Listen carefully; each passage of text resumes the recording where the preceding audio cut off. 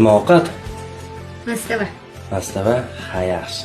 Qara, sani operatsiya bo'lganingga 2 oy bo'ldimi? 2,5 oy bo'ldi. 2,5 oy. Oyog'ing yaxshimi hozir?